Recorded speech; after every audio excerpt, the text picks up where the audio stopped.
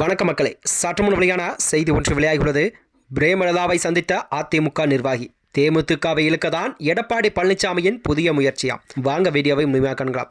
அதாவது தேமுதிக பொதுச் செயலாளர் பிரேமலதா விஜயகாந்தை அவர்கள் அதிமுக முன்னாள் அமைச்சர் KC வீரமணி அவர்கள் சந்தித்தது அரசியல் வட்டாரத்திலே பெரும் பரபரப்பையும் ஏற்படுத்தி வருகிறதா. அதாவது திருப்பத்தூரில் பரப்புரையில் ஈடுபட்டு வந்த தேமுதிக பொதுச் செயலாளர் பிரேமலதா விஜயகாந்த் அவர்களை திடீரென KC வீரமணி அவர்கள் சந்திப்பது பல்வேறு சந்தேகங்களையும் வியூகங்களையும் வகுத்து வருகிறதா. அதாவது சட்டசபை தேர்தலுக்கு இன்னும் 7 மாதங்களே உள்ள நிலையில்தான் இன்னும் ஏராளமான கட்சிகள் எல்லாம் யாருடன் கூட்டணி என்பதே அறிவிக்காமல் இருக்கிறது. அந்த வகையில்தான் தேமுதிக இம்முறை யாருடன் கூட்டணி அமைக்கும் என்ற கேள்வியும் எழுந்திருக்கிறதா. கடந்த மாதம் கூட தேமுதிக பொருளாளர் சுதீஷ் அவர்கள் காங்கிரஸ் கட்சியின் விழா ஒன்றில் பங்கேற்று திமுக நிர்வாகிகளுடன் அவர் நெருக்கமாக காட்டி வந்த செய்திகளும் வெளிவந்தன. இதனைத் தொடர்ந்துதான் முதல்வர் ஸ்டாலினை கூட அவரது வீட்டிற்கே சென்று தேமுதிகவின் பொதுச் செயலர் பிரேமலதா விஜயகாந்த் அவர்கள் சந்தித்தார். முதல்வர் ஸ்டாலின் உடல்நலம் குறித்து நலம் விசாரிப்பதற்காக சென்றதாக விளக்கம் ஒன்றை அளிக்கப்பட்டாலும் கூட திமுக கூட்டணியில் இணைய தேமுதிக இணைய வாய்ப்புகள் உள்ளதாக பேச்சுக்களும் எழுந்து வரலாம். அதாவது தேமுதிக தொடங்கப்பட்ட நாளிலிருந்தே திமுக கூட்டணி அமைந்ததில்லை. 2016ஆம் ஆண்டில் கூட எப்படியாவது தேமுதிக கூட்டணிக்குள் திமுக கொண்டு வர வேண்டும் என்பதே முயற்சியாக கைவிடவில்லை. இதன் பின் கூட 2019ஆம் நாடாளுமன்ற தேர்தலுக்கு கூட முன்பாகத்தான் ஸ்டாலின் அவர்கள் தேமுதிகவை கூட்டணிக்குள் கொண்டு வர முயற்சிகள் அனைத்துமே செய்தவர், அதனும் பயணிக்கவில்லையாம். இந்த நிலையில்தான் இந்த சட்டசபை தேர்தலுக்காவது முன்பாகவே திமுக கூட்டணி அமைக்க வேண்டும் என்று தேமுதிக விருப்பம் தெரிவித்து வருகிறதாம்.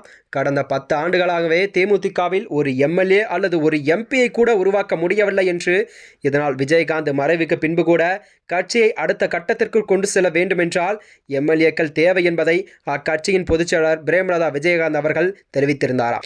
இதனை கருத்தில் கொண்டுதான் பிரேமலதா விஜயகாந்த் அவர்கள் திமுகவுடன் பேச்சுவார்த்தையும் நடத்தி வந்ததாக பார்க்கப்படுகிறது.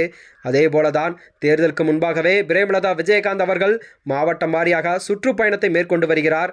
இந்த நிலையில் கூட திருப்பத்தூரில் பரப்புரை மேற்கொண்டு வந்த பிரேமலதா விஜயகாந்த் திடீரென அதிமுக முன்னாள் அமைச்சர் KC வீரமணி அவர்களை சந்தித்துள்ளார்.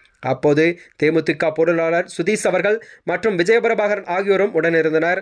இதனால் அதிமுக தரப்பில் கூட்டணிக்கான பேச்சுவார்த்தையை தேமுதிகவுடன் தொடங்கப்பட்டிருப்பதா என்ற மக்கள் வியூகமாகவும் பார்க்கப்படுகிறதா. சில நாட்களுக்கு முன்பாகவே தேமுதிக எங்களுடன் தொடர்ந்து பயணிக்கும் என்ற நம்பிக்கை இருப்பதாகவும் எடப்பாடி பழனிசாமி அவர்கள் தெரிவித்திருந்தார்.